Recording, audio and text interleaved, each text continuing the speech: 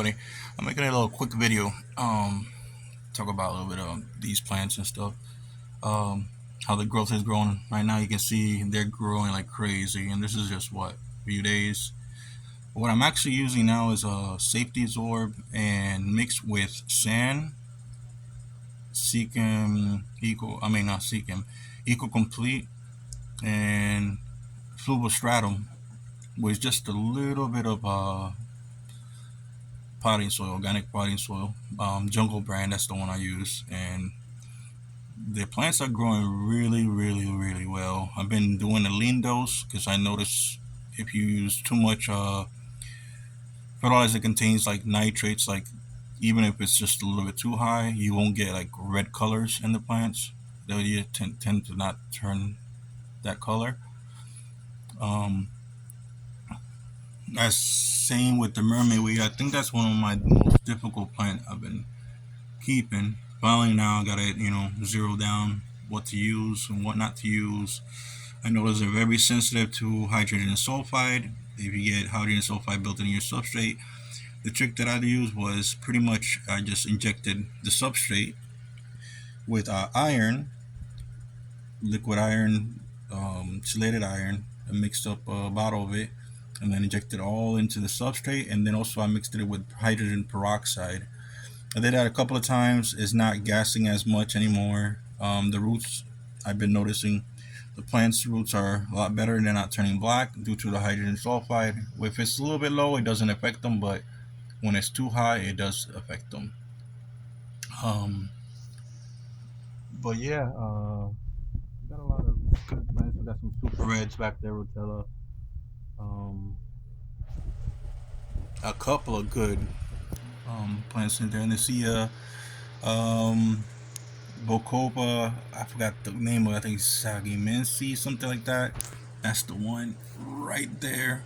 Those will turn actually a purple, like a dark purple color. Those are kind of difficult. I got some Lugigia red, Wachali, um, Alternary Reneki, I think it's called. So I have a regular Richella Wonderfolo, which is not turning green because back that side the light is less intense. I have a lower light level there. There's some super reds in the back somewhere, right around here. There's some super reds, Rotel Super Red, and there are like two types of Rotel Super Reds that I have back there. I got some Nemophilia Belem. Also, those will turn actually like a reddish pink color. Those are the ones right around there, if you can see. I got some Java Moss, not doing that great, but it's starting to bounce back. Um, but yeah, I'm pretty much just doing lean doses, trying to avoid nitrates and phosphates. Very little phosphate, try to keep in here because it tends to produce more algae. I have to scrape the glass again. I had a little bit of algae issue, but I've been doing DOI CO2.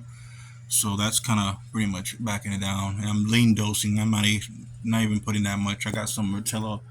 I mean, Rotella Bonsai should be back there. Biloxi right here. It's doing really good too. I got two Anubis white. They're like white leaf. Got the name of them. They're completely white. They melted away. They got that rot thing. What I did was I used a little bit of colloidal silver, 10 ppms, I added to the tank, and then I just put a little bit of hydrogen peroxide in the water, and pretty much I didn't take nothing apart, didn't take the rot off of it, and then I just let the plant rot away a little bit, and then it started bouncing back. So hopefully, let me see, it's right back there. You can see it's starting to bounce right back. That's an Anubis white. It's starting to bounce back. That's starting to bounce back too. That completely rot away. I have another tank that's also bouncing back. Just don't mess with it. I mean, that's how it worked for me. I don't know if other people work the same way, but it worked perfectly for me. That's my trick that I did. pH here is around, I say about 6.0, sometimes 5.8. It's really acidic. Plants seem to be loving it more. With the clay substrate, I mean, its plants are doing a lot better too with the aqua soil. The whole mixture is doing a lot better. There's plenty of sea shrimp in here, some cocoa pods. I think they might be planaria in here, so I went ahead and started treating with fenbendazole. I'm gonna go ahead and order some no planaria. The snails are doing good in here. Also, I've got tons of snails in here, which that's gonna keep the cycle. I have no fish in here for now because I'm gonna make sure this plant tank is completely cycled before I put any fish. But I'm not probably not gonna keep no fish. I'm probably gonna start doing shrimp. Maybe put bluefin keelies in here if anything. Trying to stay away from fish for now, you know. And but yeah, that's plants are doing good. I mean, there's some Hydrophila Augustia, Augusta. I don't know how you say it. I'm pretty bad. Don't I mean I'm killing butchering all the names of the plants. What else is in here? There's some Loguigia, this big one I collected from here from a local river, and it's growing really nice in here. And then there's also a rotel that I found in one of my ditches in where I'm staying at, and usually it turns red. Right now they're not turning red; it's starting to grow. It's not melting away. It's growing really fast. It's getting really big and green. Usually it turns like a reddish color. The stems are really red, and then the leaves is like a reddish yellowish color. It's really kind of unique plant that I found, and it's doing well in the water. I figured I'd try it out, see if it worked or not work. So far it's growing. It's doing really nice. What else I have in? I know I have all the plants. I just can't remember all the names. And then I got some regular hydrophila. That one is all the way. Let's see if you can see it, and I can point it. It's right back there. It's like a long, large leaf.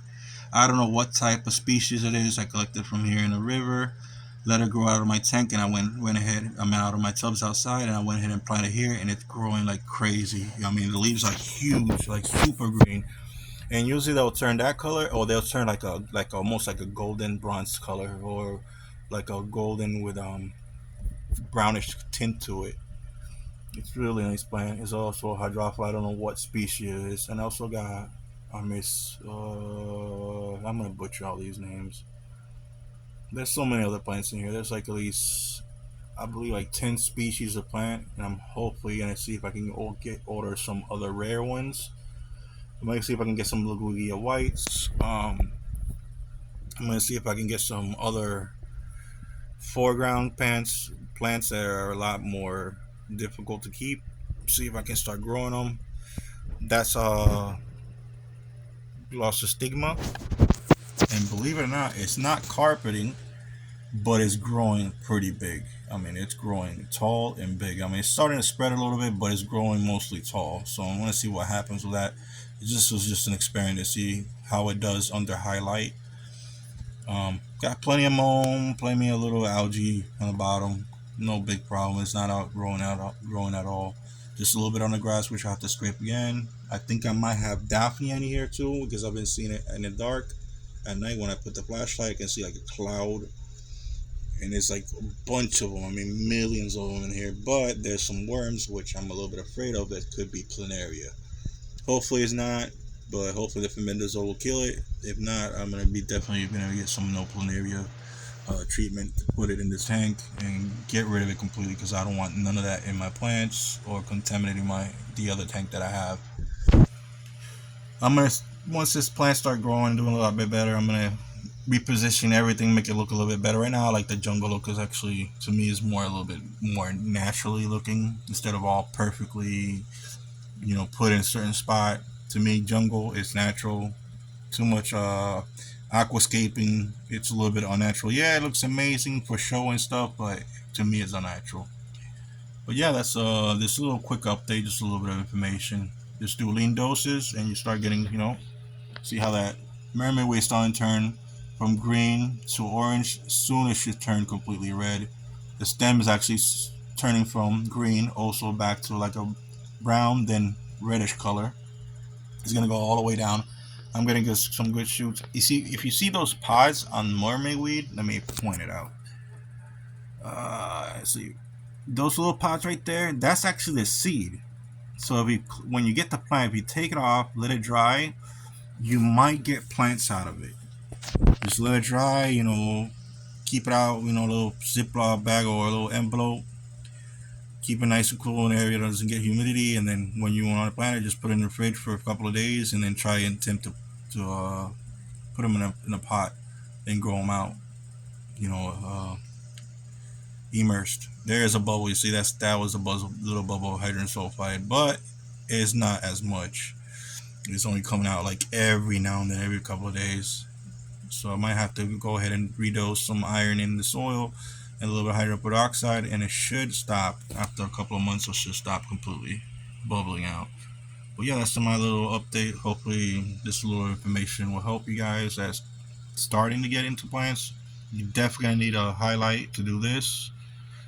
If you can't afford like one of those lights for aquariums, I would suggest the Harbor Freight lights is a grow light.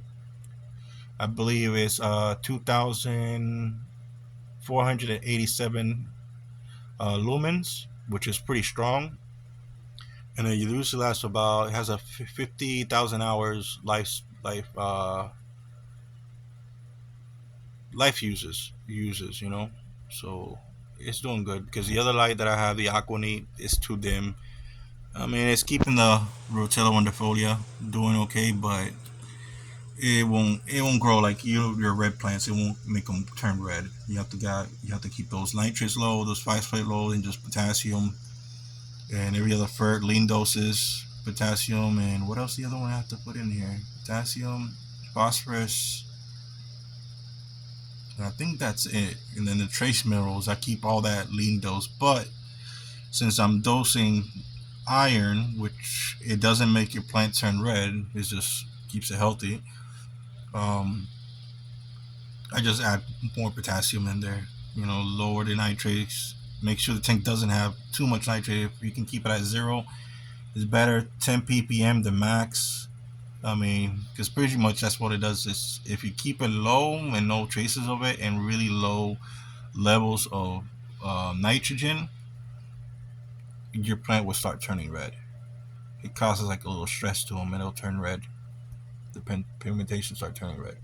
But anyways, I hope you guys like this video. Let me let you go. This is just a quick video for just to share my observation so far with this plant. Hopefully in the future, once I have my place, which is soon around the corner. But yeah, hopefully I can have more tanks since the other ones they're in the gone la la land. Couldn't recover it, unfortunately, for many other reasons.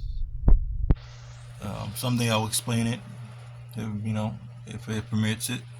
But yeah, starting off little by little, join the hobby. Be kind one another, be humble, don't judge people because they have mental disorders and stuff. They're human too. Don't be judging them. The stigma has to stop. So I hope you guys enjoyed this video. Stay blessed, stay humble, and help each other. Don't bash each other. Stay blessed. Peace.